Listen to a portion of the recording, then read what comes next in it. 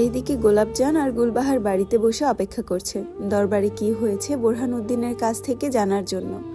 বোরহান বাড়ি ফিরলেন দুপুরের দিকে। গোলাপ দৌড়ে গিয়ে আব্বাকে জিজ্ঞাসা করলো, আব্বা ওই বাড়িতে কি হলো? বোরহান উদ্দিন কল চেপে মাথায় পানি দিচ্ছে। তারপর উঠোনে বাঁধা দড়ি থেকে একটি গামছা নিয়ে হাত মুখ মুছে নিল। তারপর যে ঘরের পীড়ার উপর বসলো। গোলাপের মা, এক গ্লাস পানি দাও তো। গোলাপজান প্রখর নেত্রে চেয়ে আছে বাবার দিকে প্রশ্নের উত্তরের জন্য। মারে এদিকে আয়। গোলাপ যেয়ে বসে আব্বার পাশে। বোরহান উদ্দিন মেয়ের মাথায় হাত বুলিয়ে বলতে থাকেন, শোন মা, আমরা মানুষ বড়ই অদ্ভুত। আমরা দুনিয়াতে এসে অনেক লোভী হয়ে যাই। আমাদের ভাগ্যে যা না থাকে আমরা সেই জিনিসগুলোর জন্যই বেশি উতলা হয়ে উঠি। যখন সেই জিনিস কেউ আমাদের দেয় আমরা তাদের কাছে ঋণী হয়ে যাই। জীবনের কোনো না কোনো সময় এই ঋণ শোধ করার সময় আসে। সেই সময় আমাদের কাছের সবচেয়ে বেশি মূল্যবান জিনিসটি দিয়ে সেই ঋণ শোধ করতে হয়। গোলাপ যেন অবাক নয়নে সেই কথাগুলো শুনল, কিন্তু কিছুই বুঝলো না আব্বা কেন তাকে এই কঠিন কথাগুলো বলল। সে এটাই ভাবছে। আর তখন গুলবাহার একটি প্লেটে ভাত, তরকারি আর এক জগ পানি নিয়ে এলো। আচ্ছা শোনো গোলাপের মা, আজকে বিকেলে মঞ্জিল বাড়ি থেকে লোক আসবে গোলাপকে দেখতে। তারা তোমার গোলাপকে মঞ্জিল বাড়ির পুত্রবধূ করতে চায়। আমি বললাম না আমার গোলাপকে আমি বিয়ে দিব না? আপনি কেন বারবার মেয়েটাকে বিদায় করতে চাচ্ছেন? মেয়ে বড় হয়েছে গুলবাহার, আর কত মেয়েকে আঁচলে বেঁধে রাখবে? গুলবাহার কান্না শুরু করলেন। গুলবাহার মানুষটা খুব দুর্বল প্রকৃতির মানুষ, কিছু হলেই কেঁদে যাবে সারাদিন। এতক্ষণ ধরে গোলাপ সব কথা শুনছিল, কিছুই বলল না। হঠাৎ একটি কথা মনে পড়তেই প্রশ্ন করে বসে, আব্বা পাখির কি হয়েছে? বিয়ে হয়ে গেছে। কার সাথে? যার সাথে বদনাম হয়েছে। বিকেলের দিকে বাইন্না বাড়িতে মঞ্জিল বাড়ি থেকে আফতাব হাসান এবং মেহেরবান আসেন। এসে গোলাপজানকে একটি আংটি পরিয়ে যায়। আর কেউ আসে না, আর বলে যায় 4 দিন পর বিয়ে করিয়ে বউ নিয়ে যাবে। কোনো অনুষ্ঠান করা হবে না, শুধু কবুল বলিয়ে নিয়ে যাবে বউ। মান্নাত আসেনি আজ, কারণ সে গোলাপজানকে একবারে বিয়ে করে নিয়ে গিয়ে বাড়িতে তুলতে চায়। মেহেরবান যে ইচ্ছার বিরুদ্ধে গোলাপজানকে আংটি পরিয়ে গেছেন এটা গুলবাহার ঠিক বুঝতে পারলেন। গোলাপের বাপ, আমাদের গোলাপরে কি বিয়ে দিতেই হবে? না দিলে হয় না? না হয় না, মেয়ে বড় হয়েছে, মেয়েকে ঘরে রেখে দিবা? আর তাছাড়া দেখনি পাখির সঙ্গে কি হলো, বদনাম হয়ে বিয়ে হলো। কথাগুলো বোরহান আর গুলবাহার উঠোনে পাটির উপর বসে বলছে। উঠান জুড়ে চাঁদের আলো ছড়িয়ে আছে। এক নিঃশব্দ নিশুতি রাত তাদের দুঃখের সাক্ষী হলো। গুলবাহার তার মেয়েটাকে ভীষণ ভালোবাসে, বলতে গেলে একদম চোখে হারায়। তাই মেয়েটাকে এমন বাড়িতে বিয়ে দিতে ভীষণ ভয় হচ্ছে, কারণ মেহেরবানের চোখে মুখে স্পষ্ট দেখা গেছে সে রাজি না এই বিয়েতে। কিরে মাগি, আমাকে কেন বিয়ে করলি? তুই চাইলেই তো সব বলতে পারতি, বললি না কেন? মতলব কি তোর? রাজিয়া বেগম দরজার সামনে দাঁড়িয়ে ছেলেকে থামিয়ে দিয়ে ধমকের সুরে বললেন, কি হচ্ছে কি এসব? নতুন বউয়ের সাথে কেউ এভাবে কথা বলে? এই মেয়ে, এদিকে এসো, বললেন রাজিয়া বেগম। পাখি ছোট ছোট পায়ে এগিয়ে যায় রাজিয়া বেগমের সামনে। নাম কি তোমার? পাখি। বাবার নাম? পান্না মিয়া। মা? জি মা নেই, বলল চোখ নামিয়ে। নামও নাই? জি আছে, শরীফা বেগম। আচ্ছা, এখন ঘরে যেয়ে একটু বিশ্রাম নাও, আমি তোমার সঙ্গে পরে কথা বলছি। এই কথা বলে রাজিয়া ছেলেকে চিমটি কেটে ঘর থেকে বেরোতে বলল। ঘর থেকে মা ছেলে বাহিরে এলো। সিঁড়ির সামনে এসে ছেলেকে মাথায় গাঁটটা মেরে বলে ওঠে, আরে গাধার বাচ্চা, এর জন্যই কি বলদিকে বিয়ে করেছিস? ভুলে গেছিস কি করতে হবে? আজকে গোলাপজানের গায়ে হলুদ ছোঁয়ানো হবে, কাল বিয়ে। বোরহানের বাগানের সবগুলো গোলাপ দিয়ে উঠান সাজায়। মেয়েটাকে সেই গোলাপের উপর বসিয়ে হলুদ দিলেন বোরহান এবং গুলবাহার। পুরো বাড়ি জুড়ে কোনো মানুষ নেই। মান্নাতের বিশেষ অনুরোধ ছিল এই বিয়েতে যেন পরিবার ছাড়া কেউ না থাকে, তাই বোরহান কাউকে কিচ্ছু জানায়নি। গোলাপজান বাবার দিকে তাকিয়ে বলে, আব্বা তুমি হঠাৎ আমাকে এভাবে বিদায় করে দিচ্ছ? তোমার কি একটুও বুক কাঁপে না? আমি তো বিয়ে করতে চাই না, আমি তোমার আর আম্মার কাছেই থাকতে চাই। আমাকে তোমরা দূর করে দিও না। আম্মা, ও আম্মা, আমাকে ছাড়া কিভাবে তোমরা থাকবা? কে তোমার আঁচল ধরে বসে থাকবে? কে তোমার কোলে মাথা রেখে উঠোনে শুয়ে শুয়ে বই পড়বে? কাকে তুমি বলবা, গোলাপ ওঠ, মাদ্রাসায় যাবি?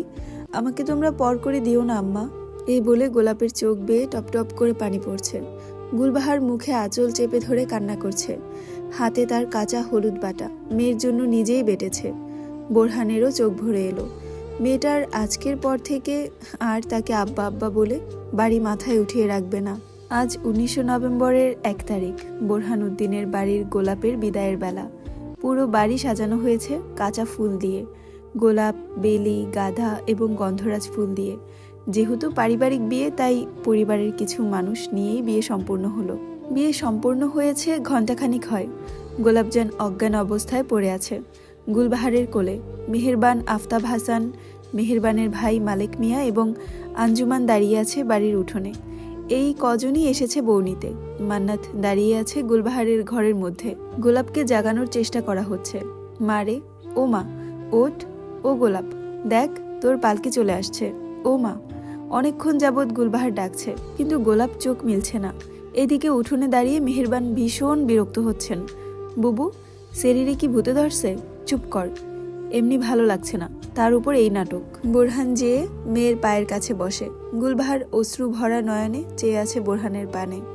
বোরহান আস্তে করে গোলাপের মাথায় হাত বুলিয়ে বলতে থাকে, মারে, তোকে যেদিন প্রথম কোলে নেই, সেই দিন মনে হয়েছিল পৃথিবীর বুকে এক টুকরো চাঁদ আমার কোলে আলো ছড়াচ্ছে।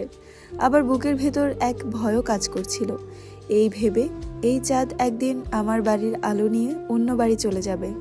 গোলাপজানের মুখে পানি ছিটানো হলো। ধীরে ধীরে চোখ মেলে তাকায় গোলাপ। গোলাপজানের পরনে লাল টুকটুকে এক বেনারসি শাড়ি, গলায় একটি নেকলেস, কপালে একটি ছোট্ট টিকলি, কানের মধ্যে ঝুমকা, নাকে একটি বড় নথ, হাতে লাল রঙের কাচের চুড়ি, কোমরে স্বর্ণের বিছা, পাগুলো আলতা দেওয়া, দুধে আলতা গায়ের রং, দেখতে যেন একটি হুড়পড়ি লাগছে। মান্নাত তো চোখ ফিরাতেই পারছে না, তাও চুপচাপ দাঁড়িয়ে আছে। গোলাপ চোখ মেলেই মায়ের বুকে মাথা রেখে আবারও কেঁদে উঠল। আম্মা, ও আম্মা, আমি যাব না আম্মা, ওদের তুমি চলে যেতে বলো। আম্মা, তুমি একটু আব্বাকে বোঝাও না, ওদের বলতে আমার মেয়ে বিয়ে দিব না।